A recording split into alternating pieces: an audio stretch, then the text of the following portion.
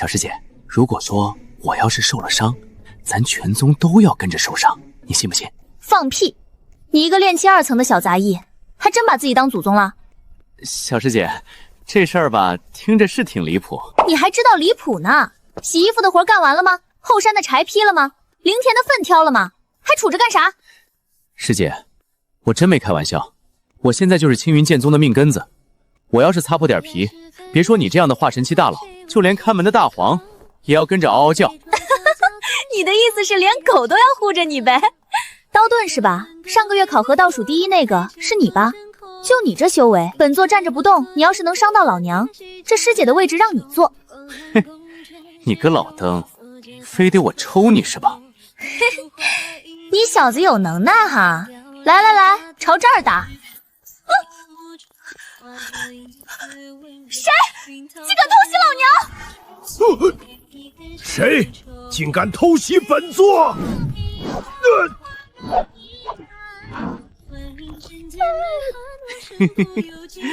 小师姐，感受到了吧？带派不？不可能！要不弟子再来一下，让小师姐确认确认。你别动手！小祖宗，你说什么我都信。禀报上峰，紧急，杂役弟子刀盾身上存在异常，不是天大的异常，速请宗主亲临。小师姐，不用这么慌。不慌？刀盾，你3年了才说，你知不知道这3年你有多少次差点在灵田里被灵虫蛰伤？上个月你搬灵石差点砸到脚。知道，所以弟子才忍了3年，但再忍下去，怕是要出大事。谁？何方宵小敢偷袭？不是偷袭，全宗范围内无任何外敌入侵。那这一掌来自宗内。速请宗主亲临，杂役弟子刀盾身上存在天大异常。杂役弟子，练气气的，能有什么异常让小师姐失态成这样？去看看，你叫刀盾，入宗3年，炼气2层，杂役弟子。回宗主，正是弟子。本座需要再验证一次，你轻一点。宗主确定？本座有准备。当真如此？因果之线，直接绑定，这是天道级的因果锁链。洛尘，推演宗门气运。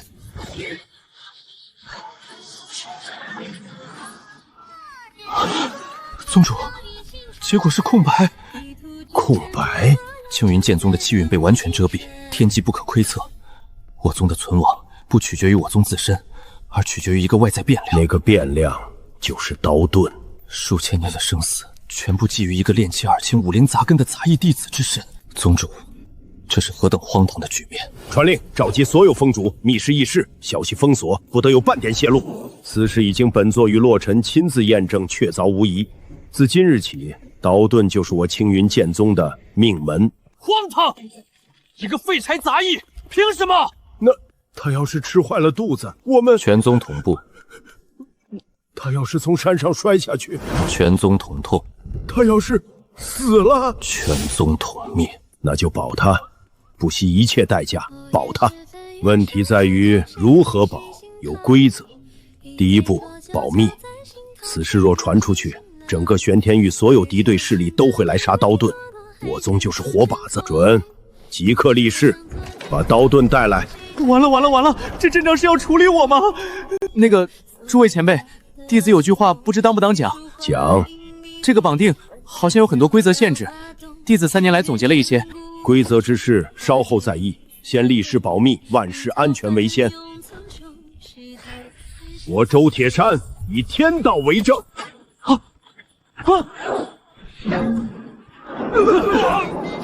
天道反噬，立誓保密也不行。前辈，我刚才想说的就是这个，不可立天道式保密，是规则。你倒是早说！我说了，我说弟子有句话不知当不当讲。刀盾，你说你总结了规则，现在一条不落，全部说出来。好的。第1条，不可立天道式保密，刚才大家看到了。第2条，不可试过强行擢升，给我直接提拔为外门弟子。结果小师姐流了3天鼻血。我还以为是上火。第3条，不可违规赐资源。有位好心师兄偷偷塞给我一瓶培元丹，当晚他全身长疹子，我也跟着养了一夜。第4条，不可强行逐出师门。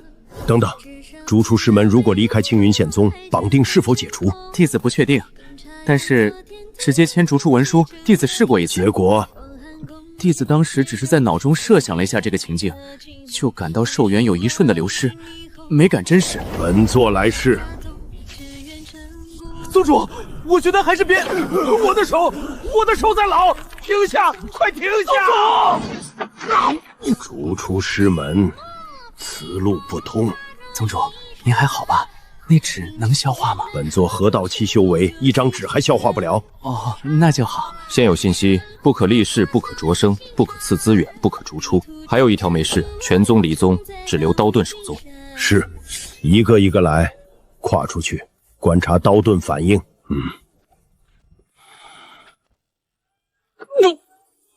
刀盾胸口闷痛，面色苍白，继续。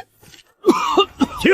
回来，都回来！也就是说，不但不能解绑，反而会害死他，进而害死全宗。到底要我们怎样？答案只有一个：严守门规，让他按正常流程成长，不可取巧，不可违规，不可冒险，只能保着他，护着他，帮他一步步变强。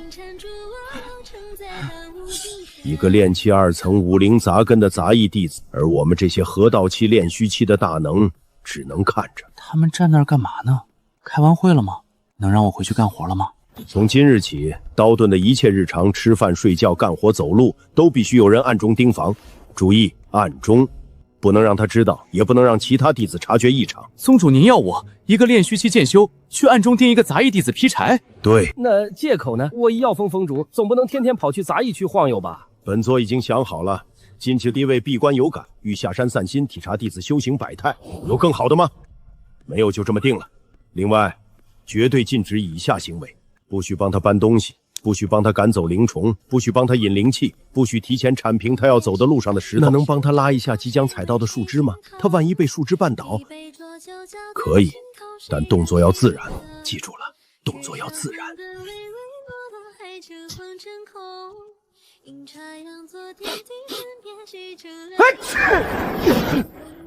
他打喷嚏了，是不是着凉了？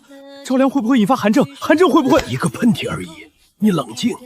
万一是风寒入体，他炼气2层没有护体灵气，身体跟凡人差不多。那你去帮他加件衣服，你怎么解释一个剑客突然跑过去给杂役弟子披衣服？看着，再打第2个喷嚏我就……这日子没法过了。不行，多给一勺算不算赐资源？大厨，您这是觉得我吃不了这么多？本大厨，手抖。哦，这新大厨怎么感觉比小师姐还凶？我说多给一勺菜算赐资源吗？不确定，忍住。老夫执法100年，今天栽在一勺菜上。3天前就注意到这块石板了，只要他踩上去，我立刻压平。他绕过去了。上午打了一个喷嚏，李玄海差点暴露。中午周铁山多给了一勺菜，又加回去了。下午干无异常。本座缔造青云剑宗3000年，从未想过有一天，宗门日报的内容是他打了个喷嚏和他被夹走了一勺菜。适应就好，宗主，明天轮到您值班。睡了，呼吸平稳，没有异常。一只灵蛾而已，你至于吗？万一是有害灵虫呢？万一蛰他一下呢？万一过敏呢？你从前对你药峰的弟子有这么上心过吗？没有，我也没有。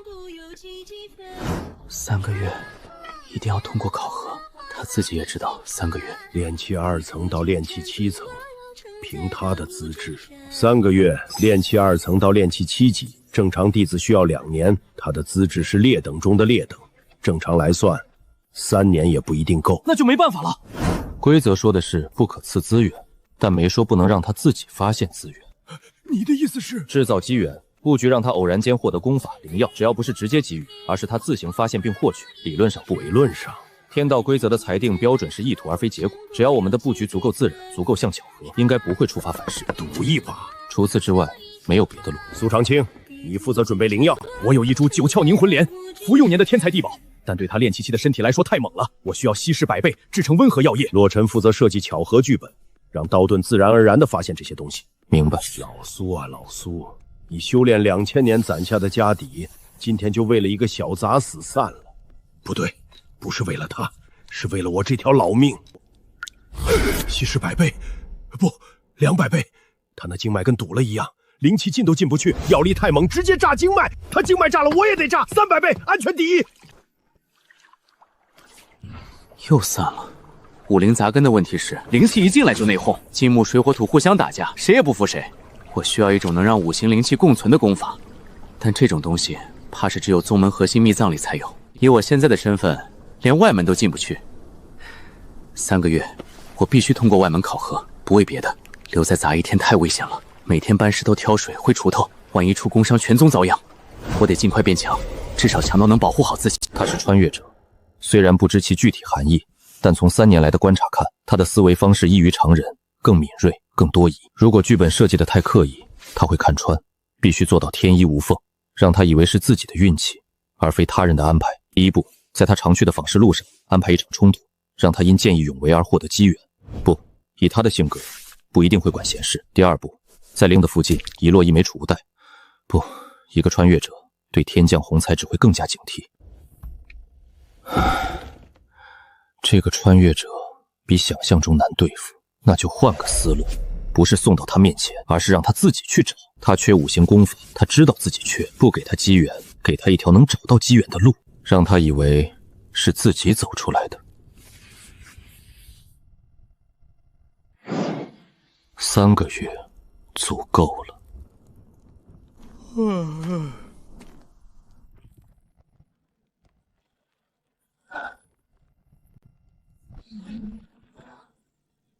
哦，嚯，好险！运气不错。洛尘，今天第1个时辰，古树自然倒塌，差3寸。记录在案。本座堂堂河道期，现在的工作是排查枯木。是的，宗主。收到。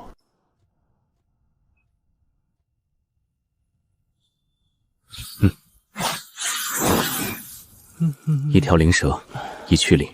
什么品种？有没有害？青灵犀蛇，无害，但会缠绕猎物。万一缠住它脚怪，它摔倒。处理得好，你今天值班状态不错。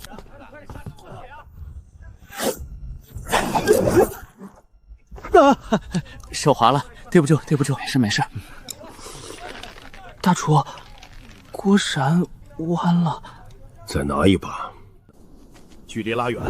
有人吗？17次，1天17次。杂役弟子的日常本就充满微小消息，对正常修士而言，全宗统透支一体。那对我们，3个月90天，每天17次，1530次。所以机缘计划必须加快，他越早变强，我们的压力就越小。苏长卿的药液准备的如何？3日后可成，届时我的剧本也会准备好。洛尘，你的剧本必须天衣无缝。那个小子比你想的聪明。在黎明时分，你知道被人看到怎么解释吗？换班，我来。你来也一样没法解释。那就等他洗完，盯着别让他滑倒就行。我堂堂炼熏期封主，人生理想沦落到盯着别人洗澡别摔跤。大哥，这灵墨5枚灵石1瓶，我看对面那家卖3枚，他那是上个月的陈货。我这是新鲜现磨的。灵墨一个货放1天有什么区别？又不是灵果会过期。3枚半，我买2瓶。4枚。3枚半，买2瓶我还帮你宣传，这家灵墨不错，新鲜现磨，怎么样？成交成交，赶紧拿走。12枚花了7枚，剩5枚。这几天有点太顺了。以前走那条路，年年有弟子被枯枝砸到，今年一根都没掉。那条蛇明明游过来了，走到面前突然就转头了。是我多想了，还是有人在暗中帮我？如果有人暗中帮我，按照绑定规则，直接帮助会触发反噬，除非帮助的方式足够隐蔽，让规则判定为巧合，而非人为干预。有意思。后山采灵草10枚灵石，风险标注低，炼气1层以上可接。靠劈柴的松土攒灵石太慢了，3个月后外门考核，至少需要100枚灵石。道顿，后山3里那片灵草不好采，有灵虫守着。什么灵虫？金翅蜂，成群的，蛰一下不致命，但疼的半条命没了。蛰一下不致命，但对我来说，等于蛰全宗一下。不能因为怕疼就不干活。那边卖的驱虫香多少钱？洛尘，他接了后山采灵草任务，有金翅蜂。金翅蜂对炼气期修士而言只是疼痛风险，不致命。疼痛，10万人一起疼，你知道10万人同时被封憋是什么场面吗？冷静，宗主，他买了驱虫香，而且我们不能阻止他接任务，这属于正常修炼活动，阻止就是干预，可能触发规则。那就提前把那群蜂赶走。那算为他清除障碍，也可能触发。那到底能做什么？在他出发前，确保他的驱虫香是有效的。如果坊市卖的是劣质货，我们替换成优质品，这属于维护坊市商品质量的执法堂职责范畴，不算次资源。好，通知周铁山，立刻采灵草喽，采灵草喽，10枚灵石到手喽。各就各位，他走到2里半了。我在东面，建议甘家半径50里，如果有一只蜂突破驱虫香范围0.1息内斩杀。解药就绪：1号解毒丸防风针，2号消肿液防过敏，3号止痛散。够了，希望用不上。这驱虫香效果不错，3枚灵石值了。兄弟们别过来，我采完就走，互不打扰。刚才好像有只蜂飞过来了，再来一只，本座就把整个蜂巢灭了，管他触不触发规则。大概被燕群退了。这小子心善，心善救不了命，3个月后考核，光善良有什么用？善良或许救不了他自己的命，但至少让本座没那么讨厌被绑在他身上这件事了。回去，今天无事，明天洛尘的机缘剧本该准备好了。什么声音？哟，这么小，你妈呢？附近没有灵狐巢穴啊？行吧，带你回去，等你妈来找你。如果她来的话，别乱动啊！灵草压坏了我没灵石转，以后你就叫团子。等找到你妈就送你回去，找不到的话，就跟着我混。跟着我可没什么好处，我穷得很。行吧，那就先搭伙过。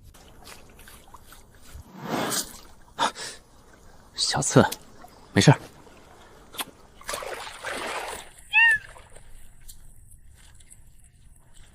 别担心，比蚊子咬还轻。什么？又来了！不，别这样！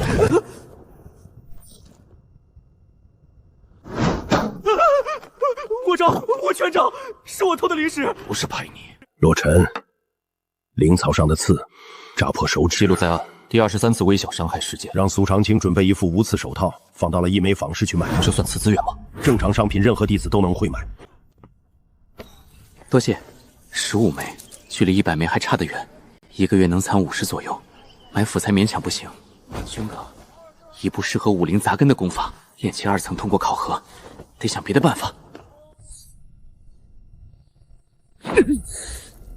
果然不行，五行灵气走同一条经脉就打架，如果走不同的经脉呢？金走一条，木走一条，各行其道，理论上可以，但要同时控制5股灵气。坛子，你觉得呢？行吧，走一步看一步，我一定通过考核。不自止不是为了自己，我知道有人在，规则不让我们明面上相认。放心，我会自己变强的。这小子什么都知道，罢了，你不挑明，我们就装不知道；你努力变强，我们努力让你活着变强。洛尘，机缘布局明日开始。方案分3阶段。第1阶段，路遇机缘，让他在常走的路上捡到储物袋，直接放路上太假了吧？所以不能直接放，安排2名弟子在他面前争吵，一人气急把储物袋扔地上跑了，里面恰好有他需要的东西。谁来演？需要2名演技在线的弟子。我执法堂没有会演戏的，我药风的弟子天天对着药炉也不行。做教出的弟子个个光明磊落，没有一个会演戏。那看来只能我们自己上了。什么？哎呦，年轻人，老朽看你根骨清奇，与这储物袋有缘啊！洛尘，你认真的？有什么问题？根骨清奇，他武灵杂根，先天绝脉，我说出来他自己都不信。那改成面善。可恶，不要了，扔了，然后把储物袋扔地上跑走。对，要自然。可恶，不要了，扔了。完了。可恶，不要了，扔了。哎呦，年轻人，那人把东西扔了，不要了。你面善，这储物袋你要不要看看？老人家，您认识刚才那人吗？不认识，路过而已。那这是别人的东西，按宗门规矩应该交到执法堂事务处。您带着去交吧。告辞。他没接。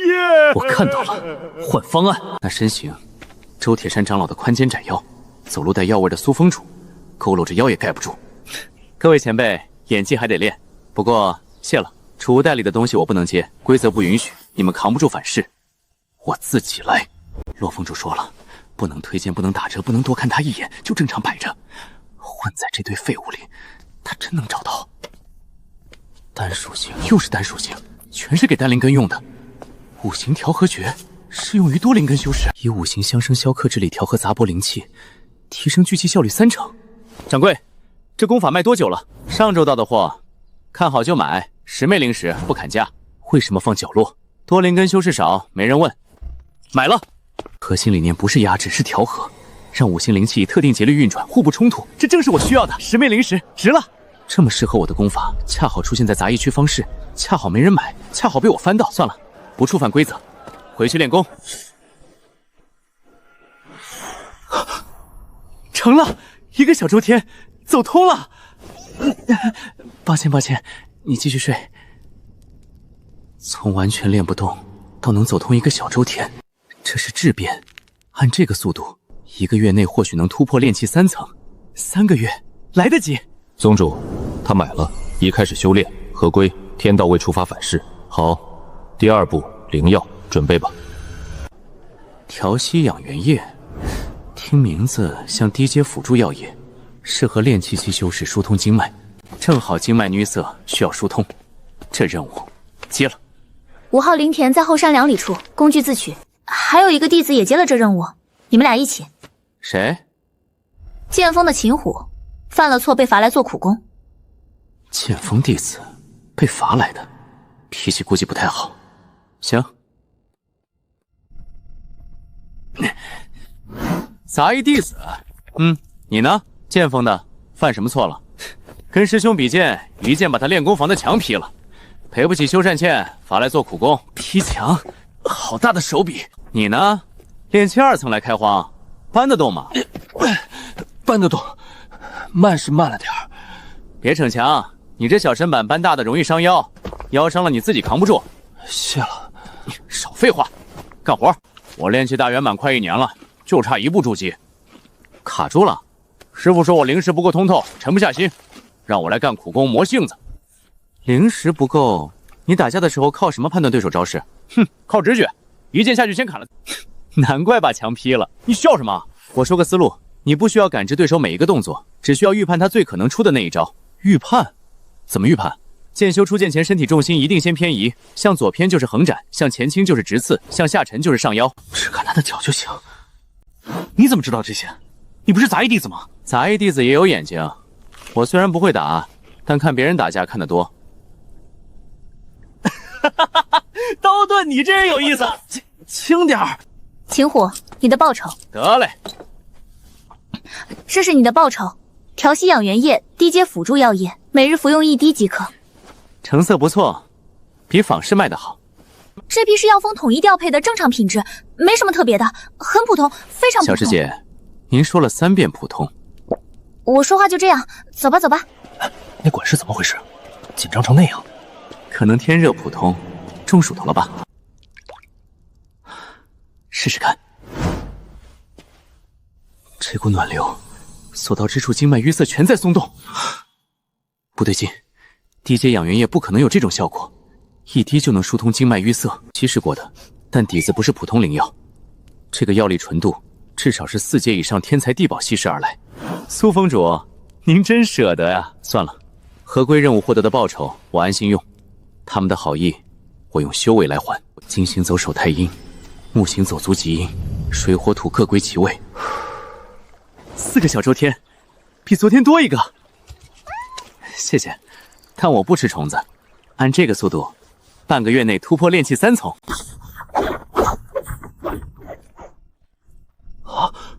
你说的对，不看灵气看重心，反应速度快了至少2成。天赋在那儿摆着，换个思路就通了。道顿，你脑子比很多筑基期师兄都好使，你打算一辈子当杂役？3个月后外门考核，我会参加。炼气2层参加外门考核，最低门槛是炼气5层，所以我得在3个月内至少到炼气5层，最好到7层。你认真的？3个月跳5层？我有新功法，有好药，再加上一个可以帮我实战练习的搭档。哈哈哈哈！你要练，我陪你。不过说好了，我下手不知轻重，打疼了别哭，轻一点，务必轻一点。秦虎炼气大圆满，一拳上去刀盾得疼3天。洛尘，秦虎要跟刀盾实战练习，必须阻止。那莽夫不知轻重，不能阻止。实战练习是正常修炼项目，阻止属于干预，那就看着他被打。安排人去指导秦虎的力度控制，以前辈指点晚辈的正当名义。我亲自去。秦虎是我剑锋的人，我管教自己弟子天经地义，合适，态度要自然。自然，我就是路过。对，散步。峰主，弟子在练功，不是偷懒。本座看到了。哼，跟杂役弟子切磋，注意分寸。他炼气2层，你炼气大圆满，出手不控制力度，一拳能打出内伤。明白，弟子绝不下重手。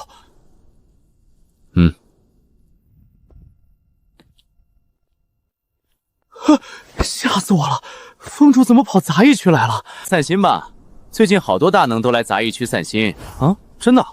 我怎么没注意到？你就不是个细心的人。来，开始练，记住你峰主说的，轻一点。放心，保证只用1成力。1成力对我来说也很多了，进步明显，功法有效，加上秦虎的实战练习，体力和反应都在提升。还有2个半月，目标不变，炼气7层。不过到了炼气5层之后，提升速度会骤降，光靠基础功法和药业不够，我需要更多资源。团子豪，明天跟我见见世面。大哥，先摸清行情，不急着买。低阶聚灵符的材料成本多少？符纸2枚灵石1刀，灵墨1枚灵石1瓶，能画10张，算上废品率，1张成本大概半枚灵石。售价呢？1枚灵石1张，利润1倍。5枚灵石买材料画10张，卖10枚，净赚5枚。不行，画符需要灵石控制力，我现在的水平画出来全是废品，先记下。多谢大哥，改天再来。伐木拍卖，起拍价低于市价5成，市价10枚的东西，5枚就有可能拍到。别吃，这是重要情报，得精打细算。关键是拍卖会上什么品阶的东西最多？哟，在这儿喝茶呢，正好问你个事儿。你去过伐木拍卖会？去过1次，全是有钱的内门弟子在抢，咱们外门的根本查不上。那是因为你们只盯着高阶拍品，低阶的东西那些内门弟子看不上，恰好是咱们的机会。你想买什么？防御类的，法衣、护甲，任何能保命的东西，还有符箓，大量低阶符箓。你买那么多符箓干嘛？你灵气不够，催动不了。手雷？什么是手雷？就是拉了就扔，扔了就炸的东西，一种战术武器。你要用符箓当暗器扔？嘘，小声点，具体操作我还在研究。3天后拍卖会见。你有灵石吗？苦功报酬加上之前攒的，就这些，12枚，不多，但如果策略得当，够了。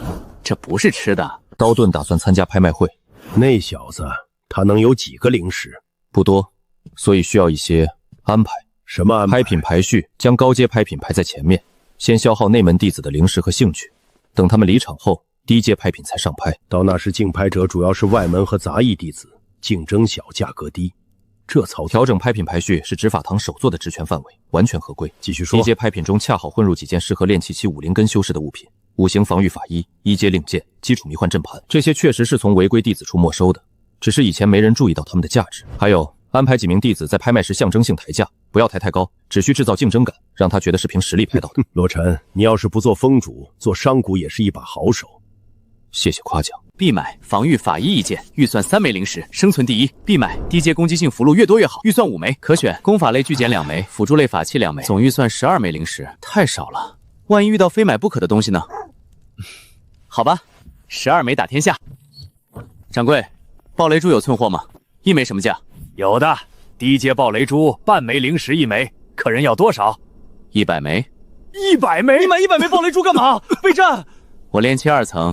近战打不过任何人，远程武器是我唯一的优势。爆雷珠不需要灵气催动，拉引星扔出去就行，100枚轮着扔，总有炸到的。客人，爆雷珠虽然杀伤力不大，但对炼气期修士来说，自身也容易受波及，建议少买几枚，10枚、5枚。5枚够干什么？小本买卖，一次卖100枚，万一出了事，小店担不起责任啊！自伤，确实，万一波及自己，那后果不堪设想。行，师妹，主要预算花在防御装备上。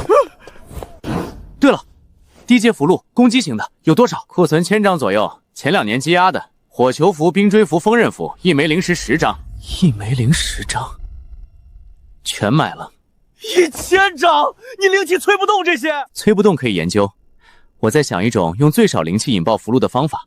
如果找到诀窍，这1000张就是1000次攻击。你总有奇怪的想法。穷人的生存智慧，买不起好剑，就得在别的地方动脑子。第1章，火球符，灵气在半途溃散了。第2章，我说了吧，催不动。这些符箓最低也需要炼气5层的灵气量，1000张符箓全成了废纸。别泄气，等修为上去了就能用。3个月后就是外门考核，我没时间等修为自然提升到炼气5层。关键不是灵气多少，是灵气注入的精确度和效率。如果能把灵气精确注入符阵核心节点，而不是均匀灌注整张符纸，这道理我懂。但你的灵石控制力够吗？目前不够。你是符箓售后，我昨天买了1000张低阶符箓，全部无法正常引爆，是不是这批货有问题？符纸完好，灵墨未退，符阵结构正常，货没问题。那为什么引爆不了？你是不是把灵气均匀灌输整张符纸？是，那就是了。低阶符箓的激活方式有2种，一种是灌注式，需要足够灵气一次性充满符阵；另一种是引导式，将微量灵气精确注入符阵的核心节点、启动点、传导线、引爆点。后者所需灵气量仅为前者的1/5。1/5？那炼气2层的灵气量，理论上勉强够用，前提是你的灵石控制力足够精确，能找到并锁定符阵核心节点。怎么找节点？以灵石贴近符纸表面，感知灵墨线条的浓淡变化，线条最浓的交货处就是核心节点。还有更进阶的方法吗？有，但不适合你现在的层次。说说看，就算现在不行，知道方向也好。有一种技巧叫引灵诀，以自身灵石为引，借符箓本身蕴含的微弱灵气反哺激活，相当于用符箓自己的力量点燃自己，所需外部灵气接近于零。代价呢？需要极强的灵石分化能力，这是金丹期符师的进阶手段。如果我的灵石分化能力恰好够呢？炼气2层，灵石分化不可能。试试呢？是吧？将灵气集中到这3个点，依次注入，顺序不能错。启动、传导、引爆。灵气太散，再来。有反应了，你的灵石净度比我预想的高。再来，不是灌水池，是浇花根，精准再精准。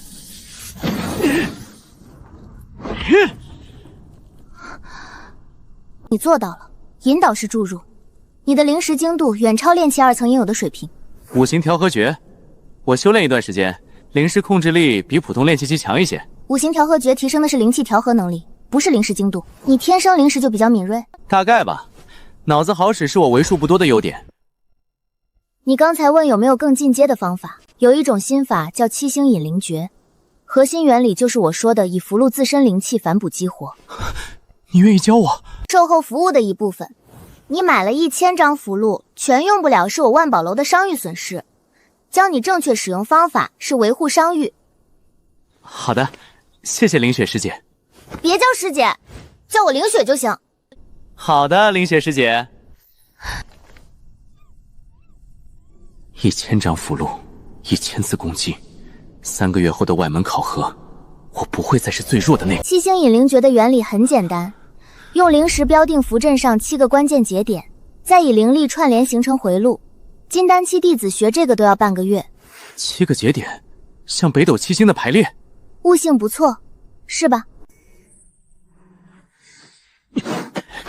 又失败了，第5点总是锁不住。你今天已经成功3次了，炼气2层能做到这个程度。再来。你改了符阵的引爆路径。第3点和第5点调换连接顺序，灵血流向会分叉，火球就会分裂。这是金丹后期符师才会研究的变阵术。你炼气3层，3天自学。3层了？什么时候突破的？我自己都没注意。大概昨晚。灵气增长很平滑，说明你的功法和药液都很合适。多谢你，凌雪。没有你教我，这1000张符素就是废纸。现在，他们是1000次攻击，售后服务而已。3天学会7星引灵诀，还自创变阵术雏形，他的灵石天赋被武林杂根完全掩盖了。就算资质是劣等，他也比很多天赋好的人更努力、更聪明、更……售后服务而已。3天掌握7星引灵诀，自创变阵术雏形，修为突破炼气3层。他的灵石天赋远比我们想象的高，武灵杂根反而是优势，5行灵石同时运作，相当于常人5倍的灵石通道。只是以前没有功法引导。照这个速度，3个月内炼气7层，有可能，但仅靠功法和药业不够，他还需要实战。外门考和修之考修为，让秦虎陪他练不够。切磋和实战是2回事，他需要真正感受到压力，但又不能真的受伤。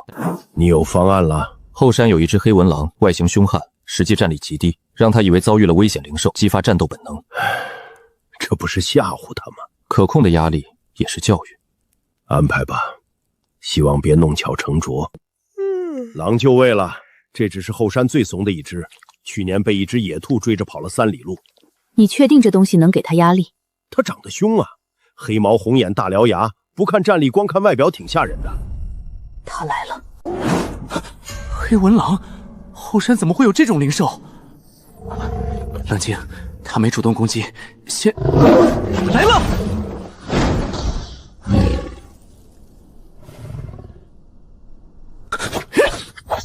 再来！爆雷珠，近距离不会偏。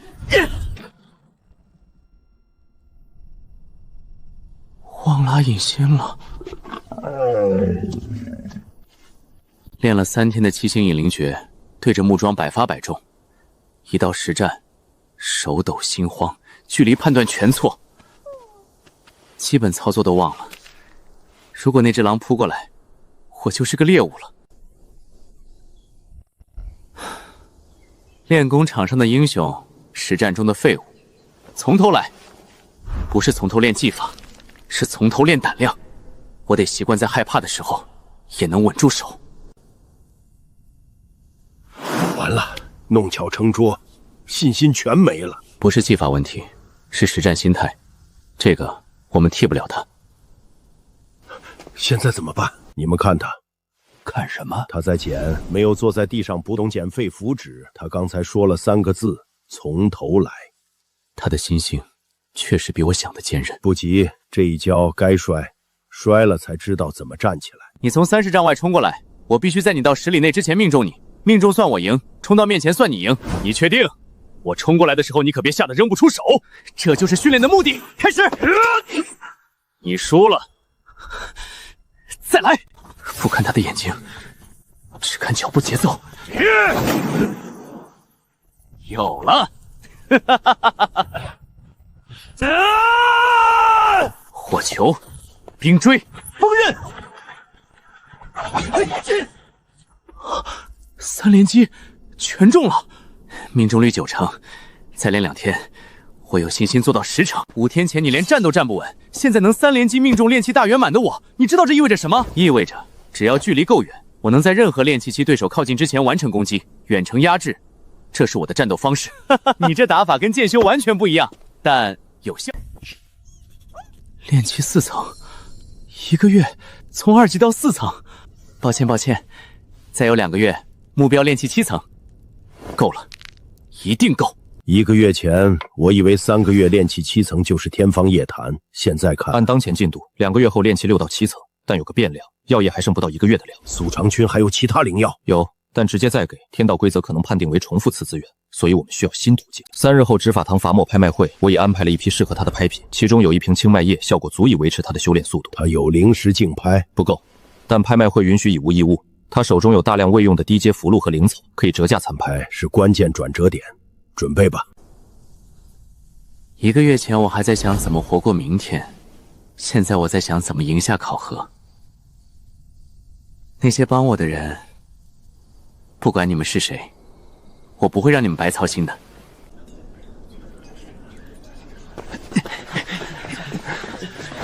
这么多人，前面那些内门弟子一个个眼睛都在放光。拍品按品阶从高到低排，前半场全是筑基期以上的东西，内门弟子的主战场跟我们没关系。那我们来这么早干嘛？看戏，学习，看别人怎么出价，什么时候加价，什么时候放弃。等后半场那些人花光灵石离场了，咱们再动手。行，听你的。第73期巴诺拍卖正式开始。今日共123件拍品，分3轮。第一轮筑基期及以上拍品41件，第二轮炼器后期拍品52件，第三轮炼器前期拍品30辆，起拍价均为市价5成。5成？这不是白捡？5成是起拍价，最终成交价要看竞争有多激烈，但比仿市便宜，这是肯定的。在做功课，不错。第17号拍品筑基中期零件碧落，起拍价50枚灵石，55、56、60、61、61枚灵石，我干1年苦工都攒不到。65、66、66枚，成交。你在记什么？蓝衣那个出到60就开始犹豫了，心理价值在60左右。红衣每次只加1枚。逼对手一点点往上抬，然后呢？蓝衣如果在65的时候直接喊70，红衣多半会放弃，但他没有，他被对方回合节奏牵着走了。你看出这么多？竞拍不是比谁有钱，是比谁更懂对手在想什么。这家伙脑子到底怎么长的？走了这么多人。正如预期，内门主力已经撤了。第二轮是炼器后期的东西，对我来说品阶太高用不上，但对你有用。我？你炼器大圆满。差一步筑基，第二轮如果有冲击筑基的辅料，你出手，预算留3枚灵石给你。你灵石本来就不多，你是我搭档，你强了，我也安全。投资你就是投资我自己。好，第二轮我盯着，绝不浪费你的灵石。第一轮完毕，7成内门弟子离场，他全程没出手，一直在观察记录。好，第3轮5件特殊拍品，甘灵树起拍2枚，1阶灵剑3枚，迷幻阵盘2枚，青麦叶1枚。5行护甲残片1枚，安排3名弟子象征性竞价，每件加价不超过2枚。明白。注意他的灵石余额，不够的话，不要干预他的选择，让他自己决定取舍。第83号拍品甘灵树，炼器期水系辅助法术，可用于灵田浇灌、水木防御。2枚。起拍价2枚下品灵石，3枚。犹豫，手在抖，他不确定自己想要多少。3枚半。4枚，4枚半，4枚半，成交。你刚才为什么先放下牌子又举起来，让他以为我放弃了？他一松势，我再加半枚，半枚是个微妙的数字，让对手觉得不值得再争。那你直接喊5枚不行吗？整数会刺激胜负欲，半枚不会。你以前是不是当过商人？没有，但道理是相通的。第87号拍品1阶令箭，起拍3枚灵石，4枚半，4枚半，成交。迷幻阵盘，方圆3丈内可制造短暂灵石干扰，起拍2枚灵石，2枚，2枚，成交。这东西有什么用？别人都不要。3丈内制造2息的灵丝干扰，对手2息内判断不了我的位置，2息够我扔出3张符箓。战场上没有废物装备，只有不会用的人。第95号拍品青麦叶，疏通经脉，加速灵气运转，1枚，起拍1枚灵石，2块半，灵草折价半枚，借价确认，2枚半，还有人加价吗？成交。你灵石全花完了，最后那个5行护甲残片还拍吗？没灵石了，放弃，下次再说。甘灵树防御加辅助，灵剑近战保命，阵盘战术核心青麦叶修炼续航，4件。总花费13枚灵石折价，这些要是去坊市买呢？至少30枚，省了1半以上。大哥，你这脑子，以后我就跟你混了。大哥，你比我有脑子，比我有胆识，好吧，修为比我低，但修为迟早会涨上去，脑子不行的人涨不上去。我炼气4层，你炼气大圆满，你确定叫我大哥？大哥就是大哥，跟修为没关系。行，那以后我出脑子，你出剑，搭伙。4件拿下，1件放弃。他的竞拍策略，说实话，比我安排的那3个人都精彩。有2次我的人还没开始演，他已经用心理战拿下了。5行护甲残片没拍到，遗憾但不致命。他现在有了青麦叶续航修炼，有了甘林术和阵盘补充战术，短板在缩小。还有一件事，剑锋的秦虎当场认他做大哥。秦虎，李沧海的弟子，炼气大圆满。对，一个炼气大圆满的剑修管炼气4层的杂役弟子叫大哥，让他传，他身边有个强力战友，对他的安全是好事。来者止步，报上身份和来意。黑风谷赵坤来见法锋弟子穆婉清，退婚。稍等，我通报上去。青儿，怎么了？赵坤来了，退婚。你父亲才走了多久？娘，婚约是利益，利益没了，婚约自然也没了。退就退，只要他别来羞辱人就行。穆姑娘来了，今天把事说清楚。这门亲事，我赵坤退了。文书给我，签了便是。别急嘛，总得说个原因，不然外面传出去还以为是我赵某做了亏心事。令尊殉疾后，你家连法风中等弟子的待遇都维持不住，靠卖快餐度日。我赵坤是黑风谷核心弟子，续这门亲事对我前途有碍。令尊在世时，你穆家还值些什么？令尊不在了，你算什么？法风天才，天才也得看家世。赵坤，退婚便退，何须出言羞辱？怎么？青云剑宗想因为一个卖饭的女学女跟我黑风夫翻脸？各位，掂量掂量。文书给我，捡吧。秦虎，你知道吗？黑风谷那个赵坤在法风待客堂当着长老的面把退婚文书扔在穆妹子脚下，还说我们青云剑宗，他敢在我们宗门地盘欺负人。走，去看看。你要去？你跟穆师妹不认识吧？不认识，但有人在我家门口欺负起我家人，我不需要认识他才去帮忙。大哥就是大哥，走。他去法风了，赵坤那边不能阻止，但全部暗卫跟上，一旦赵坤动手，立即介入，理由保护宗门弟子不受外宗攻击，执法堂正当。他自己主动挑衅呢，希望他别。炼气4层对筑基后期，这孩子今天怕是要出。所以我劝青云剑宗各位想清楚，为了一个小石塔女弟子跟我黑风谷闹翻，值得吗？父亲，对不起。筑基后期，灵压很强。你是谁？青云剑宗杂役弟子，刀盾，炼气4层。穆师姐，你的退婚文书签了吗？在签之前，我有几句话想说。行啊，说，我倒要听听一个炼气4层的杂役能说出什么话来。赵公子，退婚是你的权利，没人拦你。但你今天做的事不是退婚，是羞辱。哼，炼气4层的杂役弟子来教我做事。穆师姐的父亲是在2宗联合斩妖行动中殉职的。为了保护你黑风峰的运粮队不被妖兽袭击，穆师姐的父亲以身为饵，引走了3头妖兽，最后力竭而亡。这件事，在场的青云弟子都知道。赵公子，你也知道。那是2宗合作任务，各有分工。各有分工，他分到的工是替你们挡灾。他死了，你活了。现在你来到他女儿面前，告诉他你家不配。赵坤，你扪心自问，到底是谁不配？再说一遍，一个炼气4层的杂役，也配对我说3道4？你以为你能代表青云剑宗？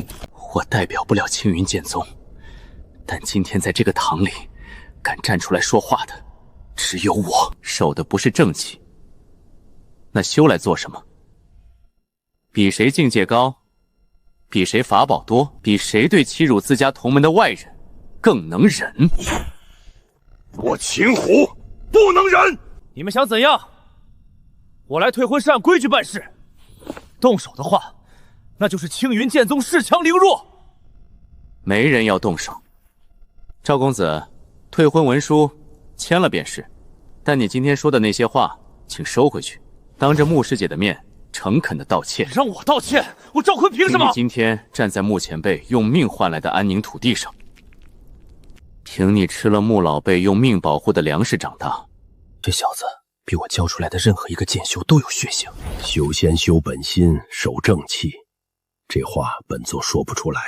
宗主，你还觉得他是宗门的麻烦吗？不，他是宗门的脊梁，虽然只有炼气4层。不知死活！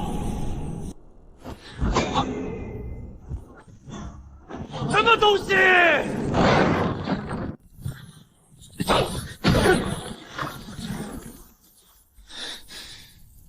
一个炼气4层，用符箓和阵盘打暗手，你算什么剑修？我不是剑修，我是杂役弟子。杂役什么都干，什么都用，不讲究。赵坤，你在我青云剑宗地盘动手伤人，按门规，执法堂有权扣押你。在别人宗门地盘伤人太多，就算回去，黑风谷也保不住我。你疯了！暴雷珠在这距离引爆，你会受重伤。我会受重伤，但我受重伤，你猜猜会发生什么？全宗同痛，10万弟子跟我一起承受。这是我最后一张牌。你别冲动。道歉。现在，当着穆师姐的面，收回你今天说的每一句话，然后签退婚文书，体体面面的离开。你有3息时间。他是真的敢，这个疯子是真的敢引爆。穆婉清，刚才言语多有冒犯，赵某道歉。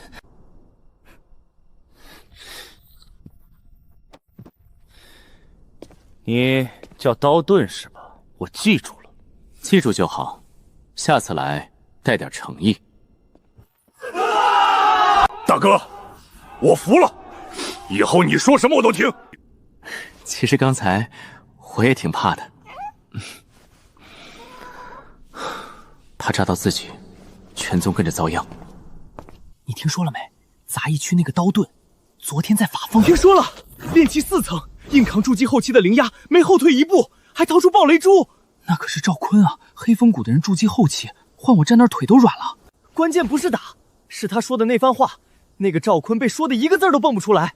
修仙修本心守正气，心无挂碍问。纸条给我，我也抄一份。排队，我还没抄完呢。这话我记一辈子。这是我和我娘做的，不是什么珍贵东西，算是心意。穆师姐太客气了，不用。打开看看，比灵石值钱多了。我在杂役区吃了3年干粮。刀盾，我有件事想说。什么事？昨天你帮的不只是我，你帮所有在场的同盟找回了该有的骨气。我想跟着你，不是依附，是并肩。你有脑子有担当，但缺人手。我筑基中期，法术不差，以后你需要帮忙尽管开口。穆师姐，你不欠我，昨天是我自愿的。我知道，所以我今天也是自愿的。那以后多多关照。你等会儿，先让我吃。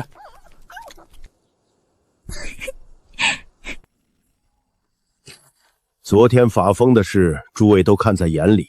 今天我们重新聊聊那个孩子。筑基后期的灵压，换一般炼气期弟子早就跪了。他站着没退，不是靠修为扛的，是靠一口气。他用暴雷珠对着自己那一下，当时我手心全是汗。但事后复盘，他精确控制了引火的燃烧时间，全程在演。那孩子不是鲁莽，是精算。阵盘拉距离，符箓覆盖面攻击，暴雷珠心理战，3连组合，打得有章法。他的战术素养比很多筑基期弟子都成熟。更重要的是他说的那番话，不只是激励同盟，是他真心这么想的。3年前他可以躲在杂役区混一辈子，但他选择站出来。诸位，本座有一个想法，从前我们保护他，是因为他死我们陪葬，所以不得不保。但从今天起，本座想换一个。什么理由？他值得。秦虎往左，穆师姐水木挡右路，我3张符箓封中间。大哥，你能不能别叫我全名，喊虎哥多顺嘴？你是我小弟，叫什么虎哥？叫秦虎。别吵了，注意配合节奏。3年前，我觉得自己是宗门的累赘，一个拴着全宗命运的废物。现在我还是废物，但我有了伙伴，有了目标，有了想要守护的人和被守护的感觉。外门考核，我不只是要通过，我要让所有人知道，青云剑宗的杂役弟子也有脊梁。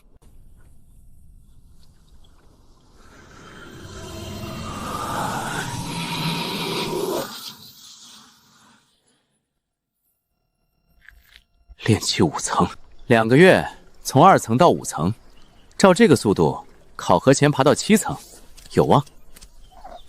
谢谢捧场，不过别高兴太早，5层只是外门考核的最低门槛，想脱颖而出还得继续。禀宗主，黑风谷正式文书。黑风谷好大的口气！赵坤回去之后歪曲事实，文书里只提了殴打，没提退婚，没提羞辱，没提他先动的手。他们要求交出刀盾至黑风谷审理，否则视为2宗关系破裂。交出刀盾，做梦！但如果我们拒绝，黑风谷会以此为借口激化矛盾，两宗关系本就紧张，这件事可能成为导火索。让他们来，本座倒要看看黑风谷有没有这个胆子。宗主，冷静，当务之急是保证刀盾安全。如果黑风谷暗中派人在我青云剑宗地盘，谁敢动他一根汗毛？传令，暗卫加倍，所有风主进入戒备状态。火球符和锋刃符叠加，先投锋刃制造气流漩涡，再投火球，火球会被气流加速，温度骤升，威力提升3倍以上。半息，多一分风散了，少一分火追不上。先锋后火，间隔多少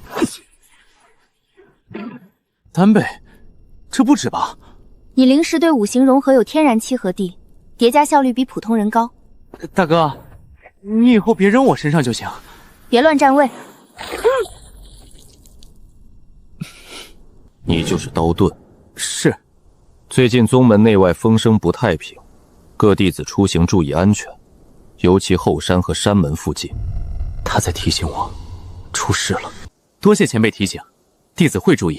外门考核还有1个半月，你准备的如何？尽力而为。尽力而为不够，尽全力，然后做到。这位前辈话不多，但每句都有分量。回书以你副上上法佛长老和神秘路仙赵慈赵坤被清楚证据确凿，黑风谷若要理论，派人来当面对质。青云剑宗不教人，也不受威胁。若黑风谷动武，剑锋随时听。不到万不得已不动武，但防人之心不可无。今日起，所有弟子不得单独外出，暗卫布防范围扩大至宗门方圆100里，刀盾的安全是第一优先级。诸位，这1个半月务必万无一失。遵命。用了2个月。经脉淤塞改善了90%，没有这瓶药，我到现在还是炼气2层，但从今天起，得靠自己了。还有1个月，从5层到7层，没有外力辅助，全靠功法和修炼量。每天10个时辰，拼了！洛尘，药液断了，普通灵药跟不上他的修炼速度，效果太弱。拍卖会上他拍到的清脉液能用多久？清脉液只能疏通经脉，不能加速灵气凝聚。他现在的瓶颈不是经脉，是灵气总量不够，需要大量纯净灵气灌注，或者一处灵气浓郁的修炼场所。灵气浓郁的修炼场所，宗门核心灵脉只对内门弟子开放，给杂役弟子开放属于违规次资源。那怎么办？总不能眼看着他卡在5、6层上不去。后山30里处有一处天然灵眼，属于宗门核心灵脉，算公共区域，任何弟子知道位置都可以去修炼，只是很少有人知道。让他偶然发现？不。让他的伙伴告诉秦虎是剑锋。如果李沧海在指导中随口提及，秦虎自然就会知道了。朋友之间分享信息，完全正常。秦虎知道那个灵眼？不知道，但如果李沧海随口提及，他就知道了。信息传递链完全正常，无法被判定为次资源。洛尘，你操这份心，把脑子都操成弯弯绕了。对了，后山30里处有个天然灵眼。我年轻时在那修炼过，灵气浓度不错，适合冲击瓶颈。后山30里，我怎么没听说过？偏僻，知道的人不多。行了，今天到这里，回去吧。灵气浓度高的灵眼，大哥比我更需要。他现在药液断了，正愁修炼速度的事儿。大哥，好消息！喘匀了再说。峰主告诉我，后山30里有个灵眼，灵气浓度是杂役区10倍。你去那儿修炼肯定突破飞快。你峰主随口跟你说的？对啊，今天指导完剑法就提了一嘴。从李沧海队到秦虎再到我们，信息传递链玩的手笔。好，明天就去。我陪你，给你护法。考核你也要参加，别把时间全花我身上。放心，你大哥不会浪费任何一个机会。10倍灵气浓度。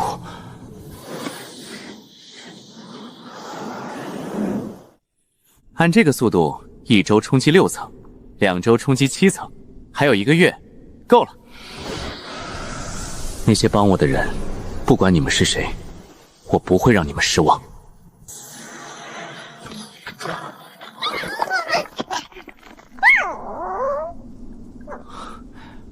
抱歉，团子。炼气6层，灵石范围扩到10丈，体质又强了1阶。符箓精度也够了，距离目标还差1层，半个月，还有半个月。走，该回去了。3轮考核，往年不是2轮吗？第1轮灵石测试，武灵根灵石通道多，精度高，对我有利。第2轮对战，修为不占优，得靠战术多弥补。后山秘境？什么秘境？往届秘境情报，扶风档案里找到的。秘境每届随机变化，但规模和难度有据可信。谢了。还有件事，今年考核可能有外部观察员。谁？不确定。如果是友好宗门无所谓，但如果是黑风谷，注意安全。赵坤的事还没了结，黑风谷已经追来了。黑风谷要派观察团出席我们的外门考核，理由是两宗交流。交流？赵坤的事还热乎着呢，这是来摸底的。你怎么看？拒绝。他们说我们心虚。接受。赵坤那件事还没了结，黑风谷人盯着考核，明摆着冲刀盾来的。让他们来，在我们宗门地盘，他们翻不了天。问题不在宗门地盘，在秘境里。秘境是独立空间，我们无法直接干预内部。如果黑风谷在观察当中混入高手，在秘境外动手脚，刀盾在里头，我们鞭长莫及。所以他在秘境里的安全只能靠他自己和他的小队。刀盾4人配合已经磨了一段时间，我们能做的是确保秘境要尾没有刚。第3轮小队试天，4人一队，位置分工：秦虎主攻，你修为最高，体质最强，抗打击最好，冲在最前面。没问题，打不倒我。但你得听指挥，不能莽。好吧，好吧。牧师姐辅助和防御，林雪远程符箓支援，我负责指挥和远程压制。信号方式记住：绿色符箓进攻，红色后撤，蓝色集合。如果遇到超出我们实力的对手呢？撤。考核的目标是活着通过，不是打赢所有人。合理。还有一件事，4个人一起出来，谁也不许当英雄。好。黑风谷可能插手，秘境里大能管不到，所以我得在考核前再往上走一步。第3次了，还是差一口气。灵气量够了，但5行平衡没到位，土行偏弱，需要土属灵气浓郁的地方，或者一次契机。可哪来的契机？没事，再想想办法。团子，这股灵气，土属，纯度极高。白玉灵狐，天生亲和土属灵气，你的本能在帮我。五行调和诀，运转，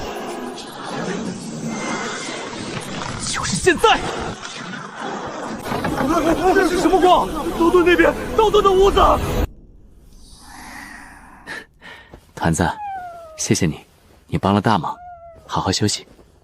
刀盾，你没事吧？刚才那光……抱歉，突破了，动静大了点儿。明天考核准备好了。五色灵光，你到7层了。炼气7层，硬仗要来了。他突破了炼气7层。五色灵光，五行俱全且均衡，这资质还叫劣等灵根。我那株3000年9窍凝魂莲没白送。恭喜宗主，但明天才是真正的考验。明天，我们看着他。红、绿、蓝各5张，每人1份，贴身带好。手工不错啊，大哥。地形图呢？应急丹药，受伤了立刻服用，别省着。根据往届情报推算的，每届地形会变，只做参考。最后确认一次，第1轮临时测试各凭本事，第2轮对战不求赢，保存体力进第3轮。第3轮按战术走，听信号。明白。明白。还有，不管里面发生什么，4个人进去，4个人出来。3个月，你们操碎了心。从枯木到灵蛇到蜂群到一勺菜，全都看在眼里了。明天换我来，让你们看看你们没有白忙。明天咱们一起上。赵坤，他怎么在这儿？观察员而已，看热闹的。不只看热闹，他不能亲自动手，但能做别的事。别管他，今天用实力说话。青云剑宗第372届外门考核正式开始。参考弟子437人，通过前20名晋升外门。规则铁定，禁止作弊，胜负各凭实力。本座亲自监考。来吧。第4枚在西南方向，不对，是西北。超时，淘汰，通过。大哥，加油！5行灵石同时展开。金，感知金属共振，东北方向3尺2寸，石纹内有金属符文。木，植物纹理变动。水，液态灵气流向异常。火，温度偏差。土，结构震动。第一枚东北方向3尺2寸，嵌于阵台第2层石纹内；第二枚正南方向5尺，悬浮于干扰灵气第3层；第三枚正西偏北1尺7寸，藏于阵台底部凹槽；第4枚、第5枚、第6枚。7枚全部正确，用时4息。太难了，那些干扰灵气搅得我脑仁疼，差点连3枚都找不到。5枚够了，通过就行。大哥，你说的轻巧，你4息就全找到了，我在里面跟瞎子一样乱摸。婉清，你也来刺激我。怎么样？7枚9息，排名第3。第3？那第一是4息，你到底怎么做到的？5行灵石5个通道同时扫，相当于别人1双眼，我5双。作弊一样的天赋，资质劣等的天赋，讽刺吗？灵石测试第1名，4息这个成绩放在内门考核都是前5。5行灵石被彻底激发了5行调和诀的功劳，但更大的功劳是他自己3个月的苦练。第2轮个人对战才是真正的考验。他炼气7层，在参考弟子中只算中等，对上炼气大圆满的对手。他的第一轮灵石测试结束，437人跑160人，剩余277人进入第2轮个人对战。第2轮才是真正的开始。你就是4息通过灵石测试的刀盾，领教了。什么？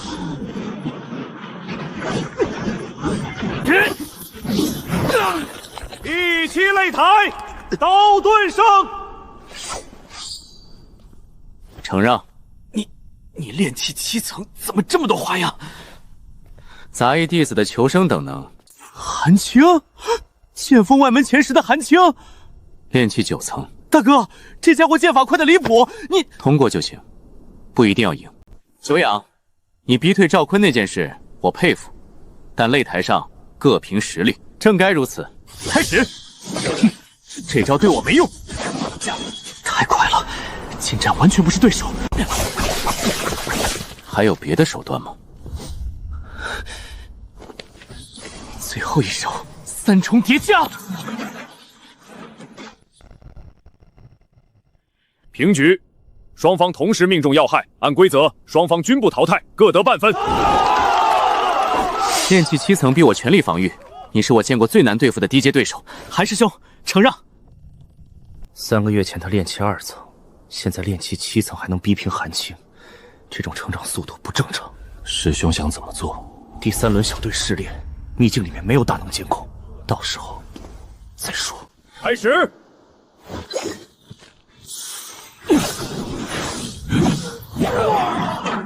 出界，导盾胜。开局就是3重叠加，根本不给对手反应时间，这哪是杂役弟子，分明是战术大师。大哥，全过了，3场全胜。输了1场，2胜1负，已经很好了。第3轮是小队战，你的辅助能力比个人战斗更重要。我不会拖后腿。第8名，炼气7层的第8名，前7名全是炼气9层或大圆满。第3轮秘境试炼，那才是决胜局。风谷的人有变动，赵坤的随从离席了一段时间，我已经让周田山逆正外围全部大能就位，任何人敢对秘境动手脚，格杀勿论。第3轮，20支4人小队进入秘境，目标是收集试炼令牌，令牌总数有限，要么从秘境中的灵兽身上获取，要么从其他小队手中夺取。最终持有令牌最多的前5支小队全员晋升外门。大灵兽加抢劫，简单来说是这样，但我们的策略是优先猎取灵兽积累令牌，避免与其他小队正面冲突。如果遇到比我们强的，活着比令牌重要。如果被迫交战，速战速决，不恋战。灵雪远程压制，秦虎正面扛住，婉清负责治疗和防御，我做战术调度和突袭。明白了。第3轮秘境试炼正式开启，各小队依次进入。这灵气浓度比外面强了10倍不止，雾气太重了，10丈之外什么都看不清。都别急，先观察地形。前方地势东高西低，东面山脊视野开阔，适合观察；西面洼地雾气最浓，灵兽大概率藏在那边。有脚印，不止1组，其他小队已经进来了。行军阵型：秦虎前锋，开路；穆婉晴居中，随时准备甘露树；凌雪殿后，注意侧翼。走，我和团子负责侦查。考核刚开始，不能浪，先摸清规律，再动手。找到了。右前方30，团子的反应不大，应该是炼气级的，交给我，一击解决。穆婉晴准备水幕防御，以防万一。凌雪备一张锋刃符，如果他逃跑就结。随时可以，准备好了。就你！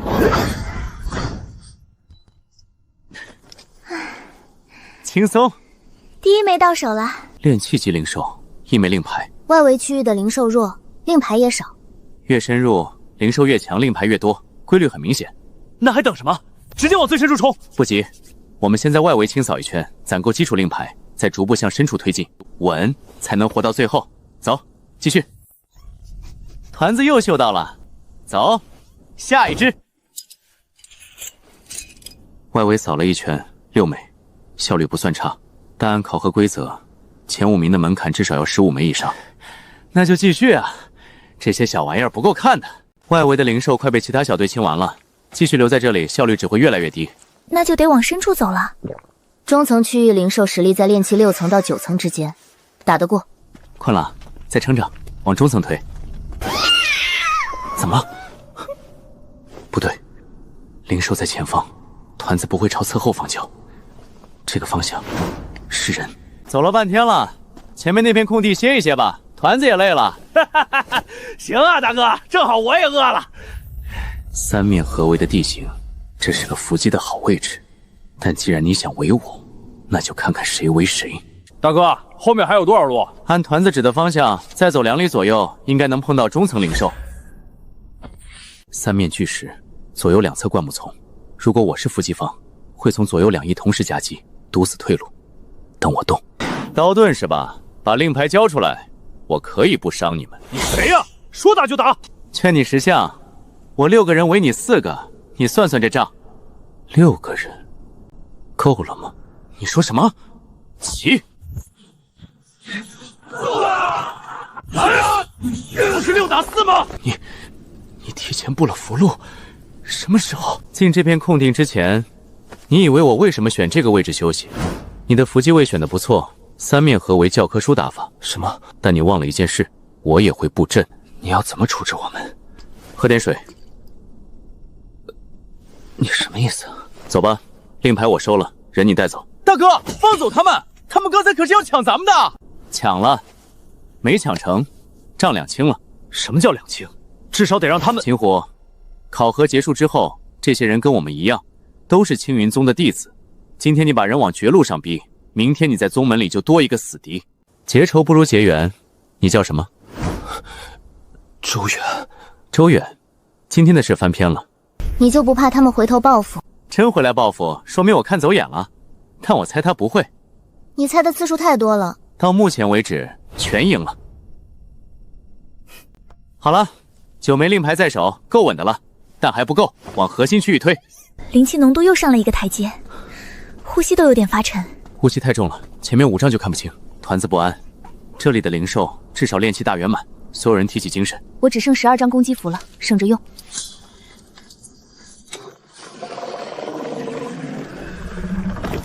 筑基级，这玩意儿比之前那些……秦虎扛正面，木婉清水木，灵血牵制。好重！放人！灵甲太硬，普通攻击符箓没用。我来，3重叠加，给我创造3系时间。3系够不够？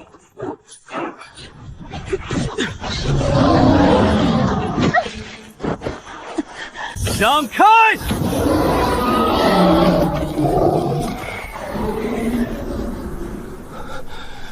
他跑了。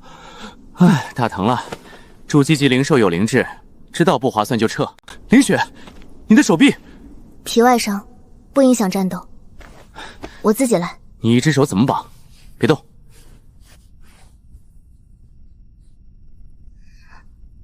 够了。皮外伤也得包好，万一再受伤呢？你是我见过最操心的炼气7层。接下来小心点儿，你少了攻击手段，我多分担一些。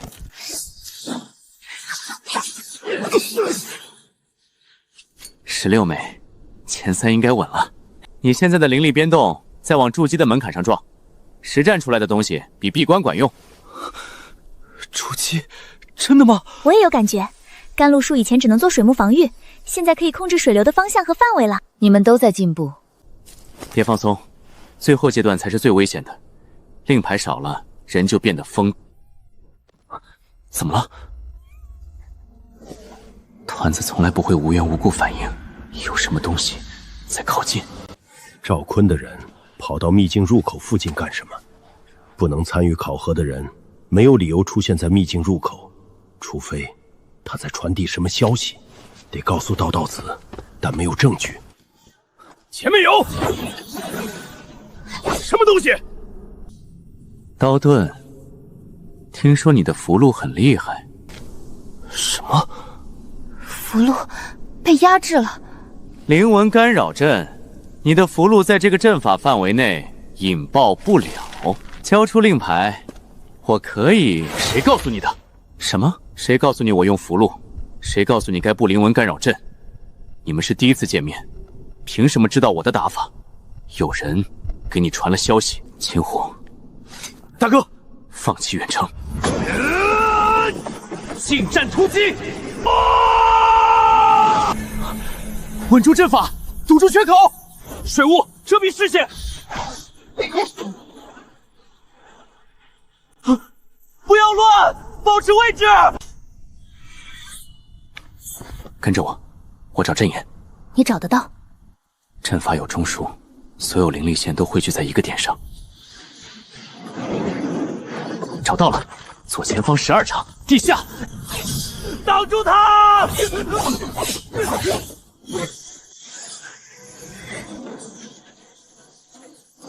阵法破了，符箓恢复了。急！阵法是破了，但你的符箓还剩几张？不够，还是不够。大哥，想办法，我扛不了多久。我的灵力也快见底了。符箓耗尽。团子。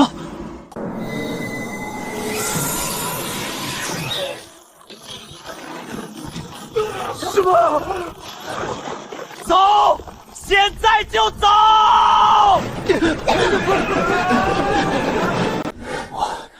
我差点以为完了。我也是，灵力几乎耗光了。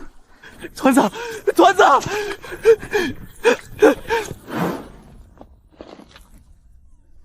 团子，你醒着吗？2次了，2次都是你救的我。等考核结束，给你吃最好的灵果，整个宗族最好的那种。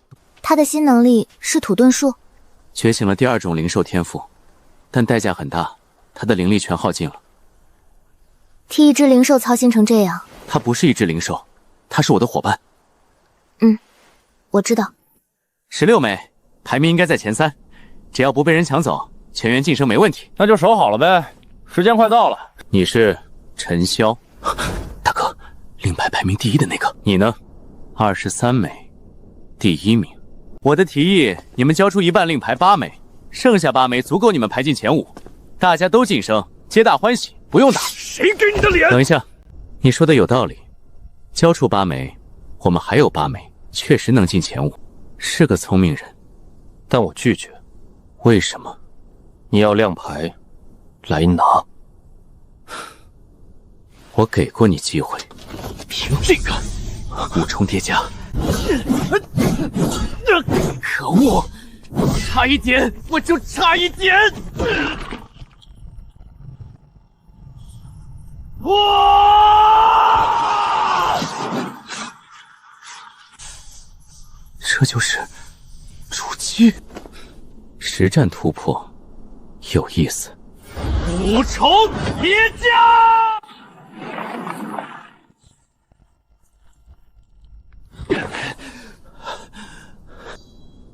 够了。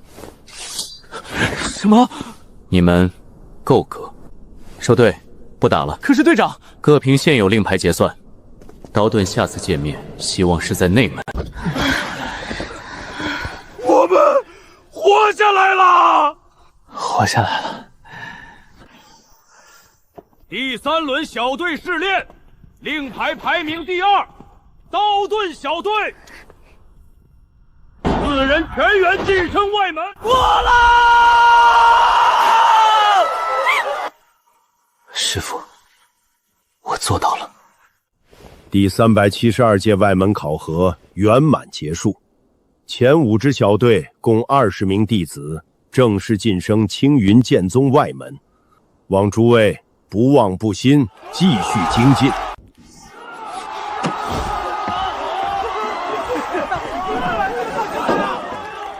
刀盾，我们的仗还没完。来来来，多吃点。你们几个瘦的，秘境里肯定没吃好。牧婶您坐，让我们自己来。你们是今天的主角，坐着不许动。小团子也有份儿。今天不说废话，敬大哥，没有大哥，我秦虎还在搬石头，一辈子搬石头。敬刀盾，没有你，我可能还在忍。敬售后服务，敬大家，没有你们，我一个人什么都不是。秦虎，你少倒点，我头有点晕。大哥，男子汉今天不醉不归。来，再来一碗。他喝太多了，炼气7层的身体，0酒的后劲比普通酒强10倍。没事，喝完睡一觉就好了。刀盾，真的差不多了。没事，我没醉，还能喝。我的碗呢？林雪，你今天好凶啊！没了。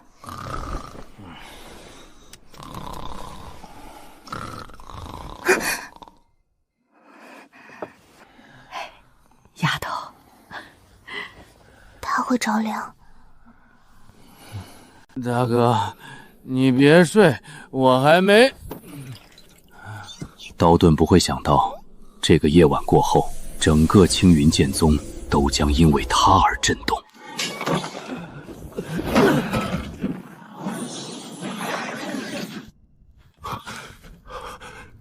什么？醉酒？谁在喝酒？刀盾！洛尘，虎山大阵。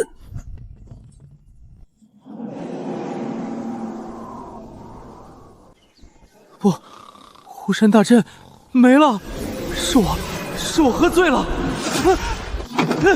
全都跟着醉了。如果这时候有外敌进攻，10万人全部因为我喝了一顿酒。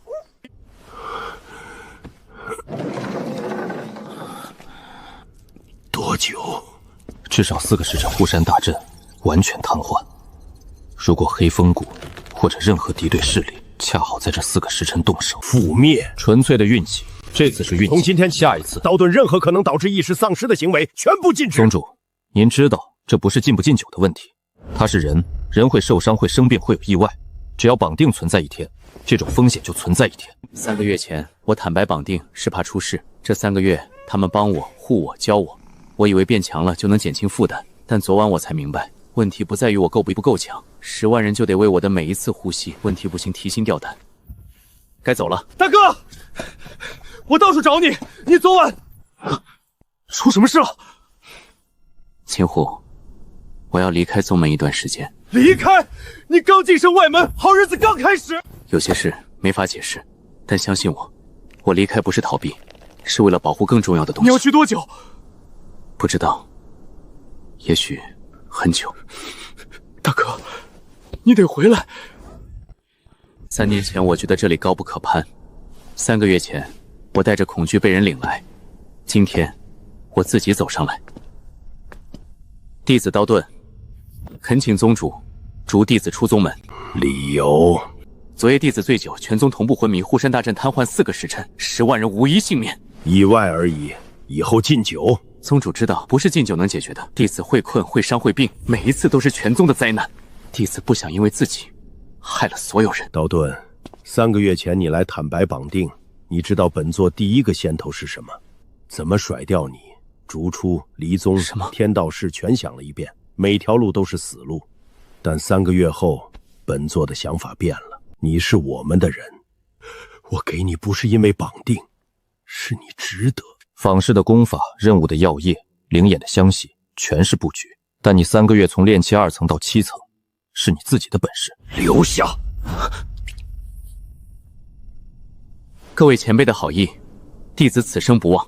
但我不能用10万人的性命裹挟你们留下我，这不是保护，是绑架。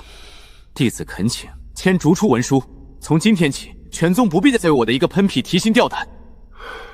容本座想想。逐出文书，上次验证过，全宗寿元骤减，不能签。外出历练，他仍是青云剑宗弟子，绑定不变，但距离增大，同步效应可能减弱，可能没有验证过。但逐出绝不行，给他自由，但留着回家的门。不是逐出，是立。宗主，这你仍是青云剑宗弟子，只是暂时不在宗内。走了，1年之期到了，本座等你回来。如果你想回来的话，弟子领命。我有2柄，你拿1柄防身。路上吃，别逞强。售后补发，免费的。等我，1年之后，我在山门等你，不见不散。3000年送走无数弟子历练，从未有一次像今天这样。他会回来的。3年前，我穿越到这个世界，一无所有。3个月前，我知道自己拴着10万人的命。今天，我独自上路，绑定能不能解除？我能不能变得足够强？有没有一种方式，既能活着，又不连累任何人？我不知道答案在哪里，但我必须去找。青云剑宗，等我回来。